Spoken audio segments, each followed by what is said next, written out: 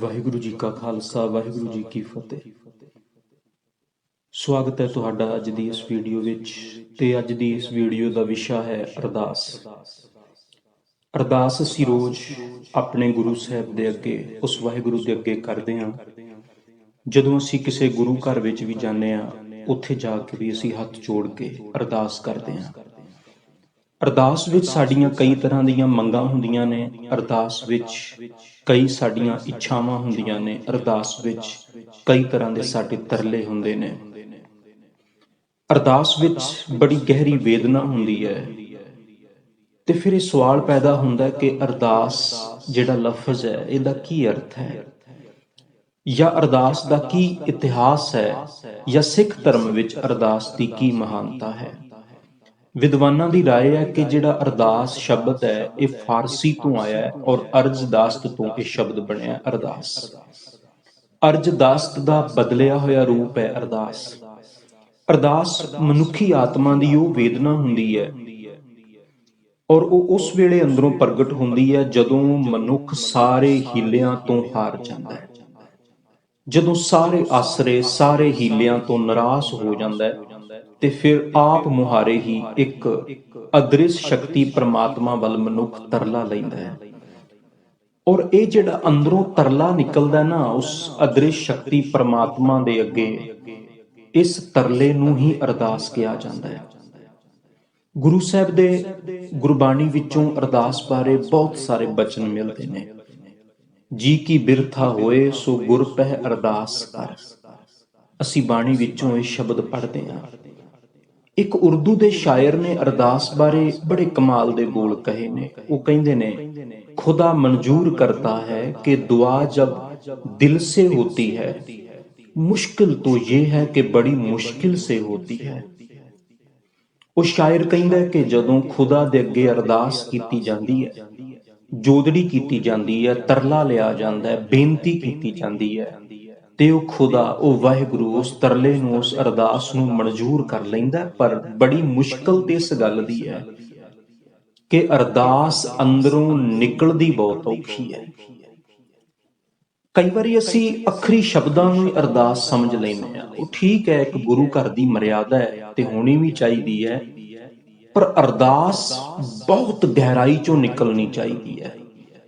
ਆਤਮਾ ਦੀ ਬਹੁਤ ਗਹਿਰਾਈ ਚੋਂ ਜਦੋਂ ਅਰਦਾਸ ਨਿਕਲਦੀ ਹੈ ਤੇ ਉਹਦੀ ਜਿਹੜੀ ਹੂਕ ਹੁੰਦੀ ਹੈ, ਉਹਦੀ ਆਵਾਜ਼ ਬਹੁਤ ਦੂਰ ਤੱਕ ਜਾਂਦੀ ਹੈ। ਇਸ ਕਰਕੇ ਵਿਦਵਾਨਾਂ ਨੇ ਅਰਦਾਸ ਦੇ ਜਿਹੜੇ 4 ਅੱਖਰ ਨੇ, ਉਹਨਾਂ ਦੇ ਵੀ ਅਰਥ ਕੀਤੇ ਨੇ। ਬੜੇ ਕਮਾਲ ਦੇ ਅਰਥ ਕੀਤੇ ਨੇ ਅਰਦਾਸ ਦੇ ਜਿਹੜੇ 4 ਅੱਖਰ ਨੇ।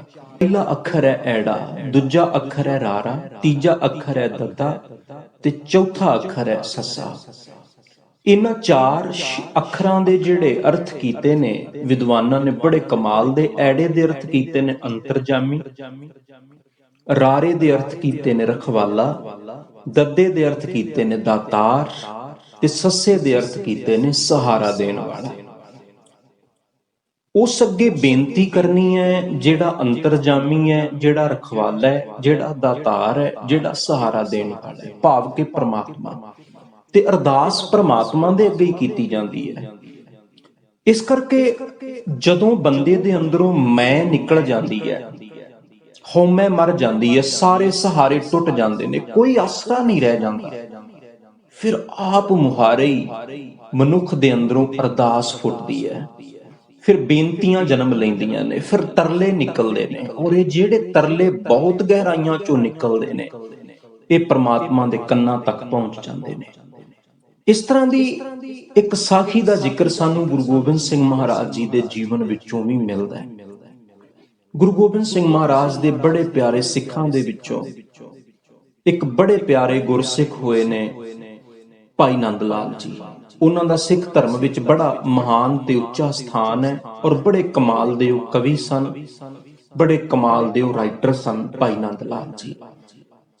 ਆਨੰਦਪੁਰ ਦੀ ਧਰਤੀ ਤੇ ਰਹਿੰਦੇ ਆ ਭਾਈ ਨੰਦ ਲਾਲ ਨੇ ਇੱਕ ਇਹ ਨੇਮ ਬਣਾਇਆ ਹੋਇਆ ਸੀ ਜ਼ਿੰਦਗੀ ਦਾ ਕਿ ਜਦੋਂ ਵੀ ਕਿਤੇ ਕੰਮ ਜਾਣਾ ਜਾਂ ਆਪਣੇ ਸਵੇਰ ਦੀ ਦਿਨ ਦੀ ਸ਼ੁਰੂਆਤ ਕਰਨੀ ਤੇ ਪਹਿਲਾਂ ਗੁਰੂ ਗੋਬਿੰਦ ਸਿੰਘ ਦੇ ਦਰਸ਼ਨ ਕਰਨੇ। ਗੁਰੂ ਗੋਬਿੰਦ ਸਿੰਘ ਦੇ ਦਰਸ਼ਨ ਕਰਨ ਤੋਂ ਬਾਅਦ ਦਿਨ ਦਾ ਕੋਈ ਕੰਮਕਾਰ ਸ਼ੁਰੂ ਕਰਨਾ ਜਾਂ ਕਿਸੇ ਵੀ ਕੰਮ ਲਈ ਜਾਣਾ। ਤੇ ਇੱਕ ਦਿਨ ਕੁਦਰਤੀ ਭਾਈ ਨੰਦ ਲਾਲ ਜੀ ਨੂੰ ਬਹੁਤ ਸਵੇਰੇ ਸਵੇਰੇ ਕਿਤੇ ਜ਼ਰੂਰੀ ਕੰਮ ਪੈ ਗਿਆ, ਜਾਣਾ ਸੀ। ਪਰ ਮਨ ਵਿੱਚ ਇਹ ਖਿਆਲ ਆਇਆ ਕਿ ਜੇ ਮੈਂ ਅੱਜ ਬਹੁਤ ਸਵੇਰੇ ਚਲਿਆ ਗਿਆ ਗੁਰੂ ਜੀ ਦੇ ਦਰਸ਼ਨ ਕਰਨ ਤੋਂ ਬਿਨਾਂ ਤੇ ਮੇਰਾ ਨੇਮ ਟੁੱਟ ਜਾਏਗਾ।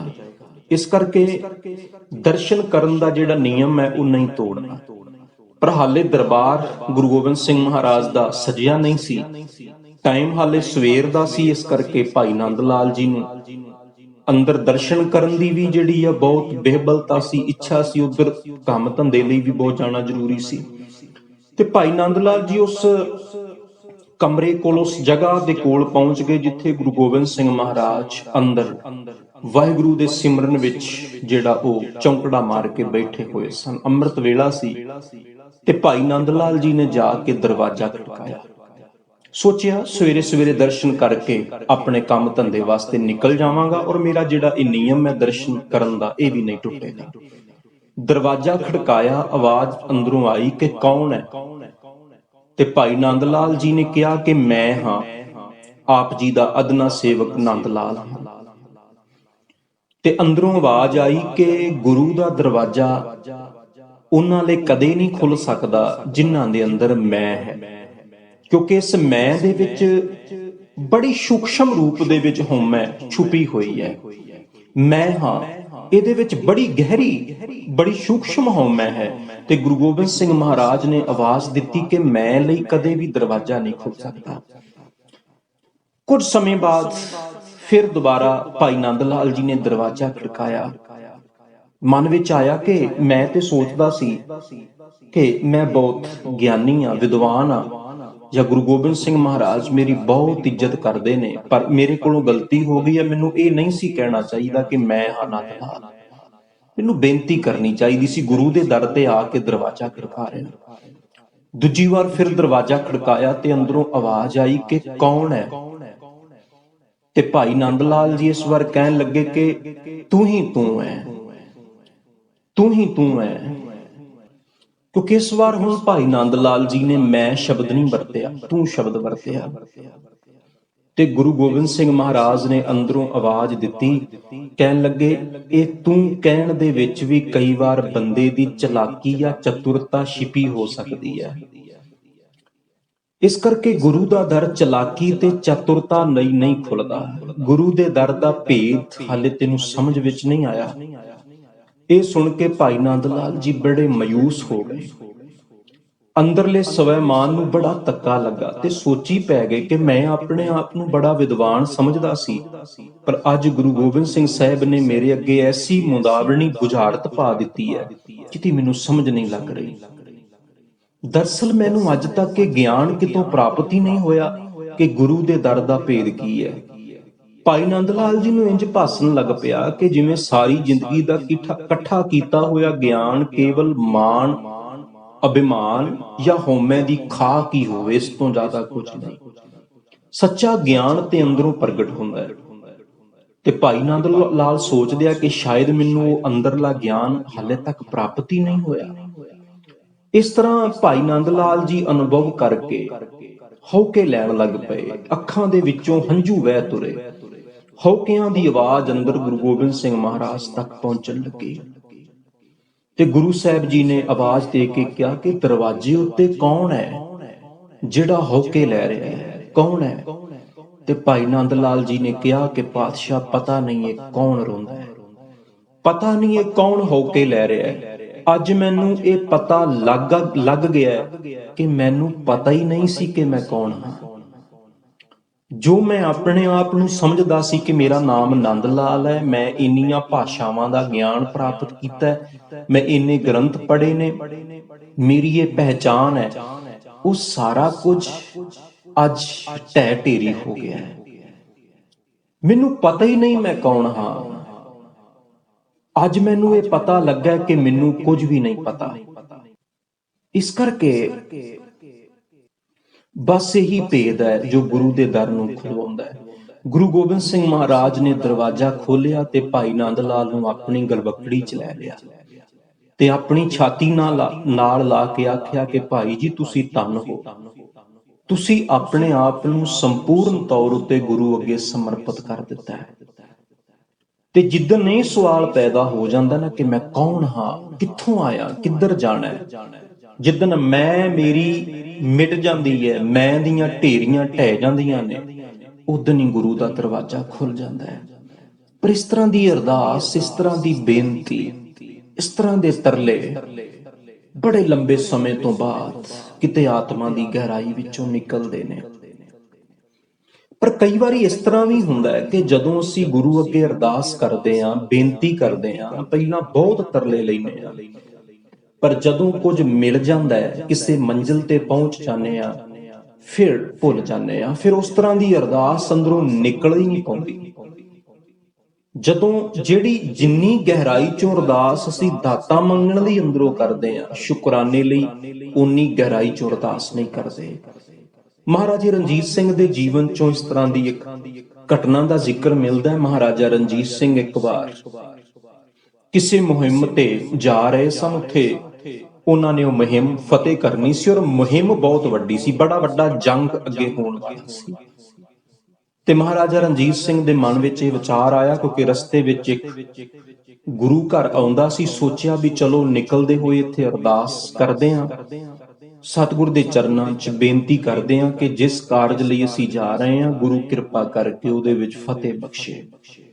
ਮਹਾਰਾਜਾ ਰਣਜੀਤ ਸਿੰਘ ਜੀ ਉਸ ਗੁਰੂ ਘਰ ਵਿੱਚ ਗਏ, ਸੇਵਾਦਾਰ ਨੂੰ ਜਾ ਕੇ ਬੇਨਤੀ ਕੀਤੀ ਕਿ ਤੁਸੀਂ ਗੁਰੂ ਗ੍ਰੰਥ ਸਾਹਿਬ ਅੱਗੇ ਅਰਦਾਸ ਕਰੋ ਇਸ ਨਾਚੀਜ਼ ਰਣਜੀਤ ਸਿੰਘ ਦੇ ਲਈ ਕਿ ਅਸੀਂ ਇੱਕ ਮੁਹਿੰਮ ਤੇ ਜਾ ਰਹੇ ਹਾਂ, ਇੱਕ ਬੜੇ ਵੱਡੇ ਕਾਰਜ ਲਈ ਜਾ ਰਹੇ ਹਾਂ, ਗੁਰੂ ਸਾਹਿਬ ਕਿਰਪਾ ਕਰਨ, ਇਸ ਕਾਰਜ ਵਿੱਚ ਫਤਿਹ ਬਖਸ਼ਣ। ਗੁਰੂ ਘਰ ਦੇ ਸੇਵਾਦਾਰ ਨੇ ਗੁਰੂ ਸਾਹਿਬ ਅੱਗੇ ਅਰਦਾਸ ਕੀਤੀ। ਮਹਾਰਾਜਾ ਰਣਜੀਤ ਸਿੰਘ ਵੀ ਅਰਦਾਸ ਵਿੱਚ ਜੁੜੇ, ਬੜੇ ਤਰਲੇ ਲਏ ਗੁਰੂ ਸਾਹਿਬ ਦੇ ਅੱਗੇ ਕਿ ਸਤਿਗੁਰੂ ਇਸ ਕਾਰਜ ਵਿੱਚ ਫਤਿਹ ਬਖਸ਼ਣ। ਅਰਦਾਸ ਹੋਈ, ਹੁਕਮਨਾਮਾ ਸਾਹਿਬ ਸੁਣਿਆ। ਮਹਾਰਾਜਾ ਰਣਜੀਤ ਸਿੰਘ ਜੀ ਉਸ ਕਾਰਜ ਲਈ, ਉਸ ਮੁਹਿੰਮ ਲਈ ਚਲੇ ਗਏ। ਕੁਝ ਦਿਨਾਂ ਵਿੱਚ ਹੀ ਉਹ ਕਾਰਜ ਫਤਿਹ ਹੋ ਗਿਆ, ਉਹ ਜੰਗ ਜਿੱਤ ਲਿਆ, ਮੁਹਿੰਮ ਫਤਿਹ ਹੋ ਗਈ। ਬੜੇ ਖੁਸ਼ ਹੋਏ ਮਹਾਰਾਜਾ ਰਣਜੀਤ ਸਿੰਘ, ਵਾਪਸ ਮੁੜ ਪਏ। ਜਦੋਂ ਲਾਹੌਰ ਵੱਲ ਵਾਪਸ ਆ ਰਹੇ ਸਨ ਔਰ ਫਿਰ ਦੁਬਾਰਾ ਉਸੇ ਰਸਤੇ ਤੋਂ ਨਿਕਲਣਾ ਸੀ, ਜਦੋਂ ਗੁਰੂ ਘਰ ਫਿਰ ਆਇਆ ਔਰ ਸੋਚਿਆ ਵੀ ਚਲੋ ਇੱਥੋਂ ਨਿਕਲ ਰਹੇ ਹਾਂ, ਕਿਉਂਕਿ ਜਦੋਂ ਗਏ ਸੀ ਉਦੋਂ ਵੀ ਇੱਥੇ ਰੁਕੇ ਸੀ, ਅਰਦਾਸ ਕੀਤੀ ਸੀ, ਤੇ ਹੁਣ ਜਾਂਦਿਆਂ ਵੀ ਵਾਪਸ ਇੱਕ ਵਾਰ ਇਸ ਗੁਰੂ ਘਰ ਵਿੱਚ ਆਪਣੀ ਹਾਜ਼ਰੀ ਲਗਵਾ ਕੇ ਜਾਂਦੇ ਆ। ਜਦੋਂ ਗੁਰੂ ਘਰ ਵਿੱਚ ਪਹੁੰਚੇ, ਉਹ ਸੇਵਾਦਾਰ ਨੂੰ ਫਿਰ ਮਿਲੇ, ਜਿਹੜੇ ਉਸ ਅਸਥਾਨ ਦੇ ਸੇਵਾਦਾਰ ਸਨ। ਤੇ ਮਹਾਰਾਜਾ ਰਣਜੀਤ ਸਿੰਘ ਜੀ ਨੇ ਗੱਲ ਕਹੀ ਉਸ ਸੇਵਾਦਾਰ ਨੂੰ, ਕਹਿੰਦੇ ਕਿ ਤੁਸੀਂ ਸਤਿਗੁਰ ਦੇ ਚਰਨਾਂ 'ਚ ਅਰਦਾਸ ਕੀਤੀ ਸੀ ਔਰ ਜਿਸ ਕਾਰਜ ਲਈ ਅਰਦਾਸ ਕੀਤੀ ਸੀ ਉਹ ਕਾਰਜ ਫਤਿਹ ਹੋਇਆ। ਇਸ ਕਰਕੇ ਹੁਣ ਮੈਂ ਵਾਪਸ ਜਾ ਰਿਹਾ ਲਾਹੌਰ ਵੱਲ, ਤੇ ਇੱਥੋਂ ਨਿਕਲ ਰਿਹਾ ਸੀ। ਸੋਚਿਆ ਵੀ ਇਸ ਗੁਰੂ ਘਰ ਵਾਸਤੇ ਕਿਸੇ ਚੀਜ਼ ਦੀ ਲੋੜ ਹੋਵੇ, ਕਿਸੇ ਧਨ ਦੌਲਤ ਦੀ, ਜ਼ਮੀਨ ਜਾਇਦਾਦ ਦੀ ਲੋੜ ਹੋਵੇ, ਕੁਝ ਵੀ ਚਾਹੀਦਾ ਹੋਵੇ ਇਸ ਗੁਰੂ ਘਰ ਵਾਸਤੇ ਤਾਂ ਦੱਸੋ। ਉਹ ਸੇਵਾਦਾਰ ਬੜੇ ਹੈਰਾਨ ਹੋਏ ਤੇ ਉਹਨਾਂ ਨੇ ਬੜੇ ਕਮਾਲ ਦੇ ਬੋਲ ਮਹਾਰਾਜਾ ਰਣਜੀਤ ਸਿੰਘ ਨੂੰ ਕਹੇ। ਬੜੀ ਨਿਡਰਤਾ ਵਿੱਚ ਉਹਨਾਂ ਨੇ ਮਹਾਰਾਜਾ ਰਣਜੀਤ ਸਿੰਘ ਨੂੰ ਆਖਿਆ ਕਿ ਰਣਜੀਤ ਸਿੰਘ, ਜਦੋਂ ਤੂੰ ਇਸ ਮੁਹਿੰਮ ਲਈ ਜਾ ਰਿਹਾ ਸੈਂ, ਜਦੋਂ ਇਸ ਕਾਰਜ ਲਈ ਤੂੰ ਜਾ ਰਿਹਾ ਸੈਂ, ਤੇ ਜਾਂਦਿਆਂ ਤੂੰ ਬੜਾ ਤਰਲਾ ਲਿਆ ਸੀ ਇਸ ਗੁਰੂ ਘਰ ਵਿੱਚ ਆ ਕੇ, ਬੇਨਤੀ ਕੀਤੀ ਸੀ, ਅਰਦਾਸ ਕੀਤੀ ਸੀ ਕਿ ਮੈਨੂੰ ਇਸ ਕਾਰਜ ਵਿੱਚ ਸਫਲਤਾ ਮਿਲੇ। ਉਦੋਂ ਤੂੰ ਮੰਗਤਾ ਸੈਂ, ਤੇ ਹੁਣ ਜਦੋਂ ਕਾਰਜ ਫਤਿਹ ਹੋ ਗਿਆ ਤੇ ਹੁਣ ਤੂੰ ਇੱਥੇ ਆ ਕੇ ਦਾਤਾ ਬਣ ਗਿਆ। ਜੇ ਮੰਗਤਾ ਸੈਂ ਉਸ ਵੇਲੇ ਵੀ, ਤੇ ਹੁਣ ਵੀ ਮੰਗਤਾ ਹੀ ਬਣ ਕੇ ਰਹੋ, ਦਾਤਾ ਬਣਨ ਦੀ ਕੋਸ਼ਿਸ਼ ਨਾ ਕਰ। ਮਹਾਰਾਜਾ ਰਣਜੀਤ ਸਿੰਘ ਨੂੰ ਜਦੋਂ ਇਹ ਗੱਲ ਉਹਨਾਂ ਨੇ ਸੁਣੀ ਤੇ ਉਹਨਾਂ ਨੇ ਇਹ ਮਹਿਸੂਸ ਕੀਤਾ ਕਿ ਗਲਤੀ ਹੋ ਗਈ ਜਾਂ ਭੁੱਲ ਹੋ ਗਈ ਹੈ, ਕਿਉਂਕਿ ਜਾਂਦਿਆਂ ਤੇ ਬੜੇ ਤਰਲੇ ਲੈ ਰਿਹਾ ਸਾਂ, ਮੈਂ ਮੰਗਤਾ ਸਾਂ, ਮੰਗ ਰਿਹਾ ਸਾਂ, ਪਰ ਹੁਣ ਮੈਂ ਦਾਤਾ ਬਣ ਕੇ ਆਇਆ ਇੱਥੇ। ਬੜੀ ਵੱਡੀ ਭੁੱਲ ਉਹਨਾਂ ਨੇ ਆਪਣੇ ਆਪ ਵਿੱਚ ਸਮਝੀ ਤੇ ਅੰਦਰ ਜਾ ਕੇ ਗੁਰੂ ਸਾਹਿਬ ਅੱਗੇ ਮਾਫੀ ਮੰਗੀ ਕਿ ਸੱਚੇ ਪਾਤਸ਼ਾਹ ਗਲਤੀ ਹੋ ਗਈ ਹੈ, ਮੈਂ ਤੇ ਪਹਿਲਾਂ ਵੀ ਮੰਗਤਾ ਸਾਂ ਤੇ ਹੁਣ ਵੀ ਮੰਗਤਾ ਹੀ ਹਾਂ। ਸੋ ਇਸ ਕਰਕੇ ਕਈ ਵਾਰੀ ਅਸੀਂ ਗੁਰੂ ਘਰ ਵਿੱਚ ਮੰਗਤੇ ਬਣ ਕੇ ਜਾਂਦੇ ਆ, ਮੰਗਦੇ ਆ, ਔਰ ਜਦੋਂ ਸਾਡੀ ਝੋਲੀ ਵਿੱਚ ਕੁਝ ਪੈ ਜਾਂਦਾ ਹੈ ਫਿਰ ਦਾਤੇ ਬਣ ਜਾਂਦੇ ਆ। ਫਿਰ ਉਸੇ ਗੁਰੂ ਘਰ ਵਿੱਚ ਜਾ ਕੇ ਆਪਣੇ ਆਪ ਨੂੰ ਦਾਤਾ ਸਮਝਣ ਲੱਗ ਪੈਂਦੇ ਆ। ਹਮੇਸ਼ਾ ਮੰਗਤੇ ਹੀ ਬਣ ਕੇ ਰਹੀਏ, ਦਾਤਾ ਬਣਨ ਦੀ ਕੋਸ਼ਿਸ਼ ਨਾ ਕਰੀਏ, ਕਿਉਂਕਿ ਦਾਤਾ ਤੇ ਇੱਕੋ ਹੀ ਹੈ। ਪਾਤਸ਼ਾਹ ਕਹਿੰਦੇ ਨੇ ਬਾਣੀ ਚ ਕਿ ਦੱਦਾ ਦਾਤਾ ਏਕ ਹੈ, ਸਭ ਕੋ ਦੇਵਨਹਾਰ, ਦਿੰਦੇ ਟੋਟ ਨਾ ਆਵੀ, ਅਰਗੰਤ ਭਰੇ ਭੰਡਾਰ। ਸੋ ਇਸ ਕਰਕੇ ਉਸ ਗੁਰੂ ਤੇ ਭਰੋਸਾ ਰੱਖੀਏ, ਉਸ ਅਰਦਾਸ ਤੇ ਯਕੀਨ ਰੱਖੀਏ। ਔਰ ਜਿਨ੍ਹਾਂ ਨੂੰ ਅਰਦਾਸ ਤੇ ਯਕੀਨ ਹੁੰਦਾ ਹੈ ਉਹ ਜ਼ਿੰਦਗੀ ਵਿੱਚ ਕਦੇ ਵੀ ਕਿਸੇ ਵੀ ਕਾਰਜ ਵਿੱਚ ਅਸਫਲ ਨਹੀਂ ਹੁੰਦੇ, ਉਹਨਾਂ ਦੀ ਸਦਾ ਹੀ ਜਿੱਤ ਹੁੰਦੀ ਹੈ। ਮਹਾਰਾਜਾ ਰਣਜੀਤ ਸਿੰਘ ਦੇ ਜੀਵਨ ਚੋਂ ਇੱਕ ਹੋਰ ਘਟਨਾ ਦਾ ਵੀ ਜ਼ਿਕਰ ਮਿਲਦਾ ਹੈ, ਜਿਹਦੇ ਤੋਂ ਸਾਨੂੰ ਪਤਾ ਲੱਗੇਗਾ ਕਿ ਅਰਦਾਸ ਤੇ ਕਿਵੇਂ ਦਾ ਭਰੋਸਾ ਹੋਣਾ ਚਾਹੀਦਾ ਹੈ। ਮਹਾਰਾਜਾ ਰਣਜੀਤ ਸਿੰਘ ਜਦੋਂ ਨੌਸ਼ਹਿਰੇ ਦੀ ਲੜਾਈ ਵਾਸਤੇ, ਨੌਸ਼ਹਿਰੇ ਦਾ ਜੰਗ ਫਤਿਹ ਕਰਨ ਵਾਸਤੇ ਆਪਣੀਆਂ ਫੌਜਾਂ ਲੈ ਕੇ ਗਏ ਸਨ, ਤੇ ਉਧਰੋਂ ਦੁਸ਼ਮਣ ਦੀਆਂ ਫੌਜਾਂ ਵੀ ਮੈਦਾਨੇ ਜੰਗ ਵਿੱਚ ਤਿਆਰ ਹੋ ਕੇ ਆ ਗਈਆਂ ਸਨ, ਤੇ ਇਧਰੋਂ ਮਹਾਰਾਜਾ ਰਣਜੀਤ ਸਿੰਘ ਦੀਆਂ ਫੌਜਾਂ ਵੀ ਨਾਲ, ਕਾਲੀ ਫੂਲਾ ਸਿੰਘ ਵੀ। ਜੰਗ ਦੀ ਤਿਆਰੀ ਹੋ ਰਹੀ ਸੀ, ਸਵੇਰ ਤੋਂ ਨਗਾਰੇ ਵੱਜਣੇ ਸ਼ੁਰੂ ਹੋ ਗਏ, ਜੰਗ ਦੇ ਬਿਗੁਲ ਵੱਜਣ ਲੱਗੇ, ਤੇ ਕਾਲੀ ਫੂਲਾ ਸਿੰਘ ਗੁਰੂ ਸਾਹਿਬ ਅੱਗੇ ਅਰਦਾਸ ਕਰਕੇ ਨਾਲ ਜਿਹੜੇ ਉਹਨਾਂ ਦੇ ਇੱਕ ਜਥਾ ਹੁੰਦਾ ਸੀ ਸੂਰਮਿਆਂ ਦਾ, ਕਾਲੀ ਫੂਲਾ ਸਿੰਘ ਜੀ ਨਾਲ, ਉਹ ਮੈਦਾਨੇ ਜੰਗ ਵੱਲ ਨਿਕਲ ਗਏ। ਤੇ ਬਾਅਦ ਵਿੱਚ ਮਹਾਰਾਜਾ ਰਣਜੀਤ ਸਿੰਘ ਨੂੰ ਕੁਝ ਸਮੇਂ ਬਾਅਦ ਹੀ ਇੱਕ ਸੂਈਏ ਨੇ ਆ ਕੇ ਖਬਰ ਦਿੱਤੀ ਕਿ ਮਹਾਰਾਜਾ ਸਾਹਿਬ, ਲਾਹੌਰ ਤੋਂ ਜਿਹੜਾ ਸਾਡਾ ਤੋਪਖਾਨਾ ਆ ਰਿਹਾ ਸੀ ਉਹ ਅੱਜ ਨਹੀਂ ਪਹੁੰਚ ਸਕੇਗਾ। ਇਹ ਖਬਰ ਮਿਲੀ ਹੈ ਕਿ ਉਹਨੂੰ ਹਾਲੇ ਆਉਣ ਵਿੱਚ ਸਮਾਂ ਲੱਗੇਗਾ। ਤੇ ਮਹਾਰਾਜਾ ਰਣਜੀਤ ਸਿੰਘ ਕਹਿਣ ਲੱਗੇ ਵੀ ਜੇ ਤੋਪਖਾਨਾ ਅੱਜ ਨਹੀਂ ਪਹੁੰਚ ਪਾਏਗਾ ਤੇ ਫਿਰ ਇਸ ਕਰਕੇ ਸਾਨੂੰ ਇਹ ਜੰਗ ਅੱਜ ਨਹੀਂ ਸ਼ੁਰੂ ਕਰਨਾ ਚਾਹੀਦਾ, ਕਿਉਂਕਿ ਅੱਗੇ ਦੁਸ਼ਮਣਾਂ ਦੇ ਕੋਲ ਵੀ ਫੌਜ ਬਹੁਤ ਹੈ, ਤੇ ਜੇ ਅਸੀਂ ਜੰਗ ਅੱਜ ਹੀ ਸ਼ੁਰੂ ਕਰ ਦਿੱਤਾ ਤੇ ਤੋਪਖਾਨਾ ਅੱਜ ਪਹੁੰਚ ਨਾ ਪਾਇਆ, ਕਿਤੇ ਅਸੀਂ ਜੰਗ ਹਾਰ ਹੀ ਨਾ ਜਾਈਏ।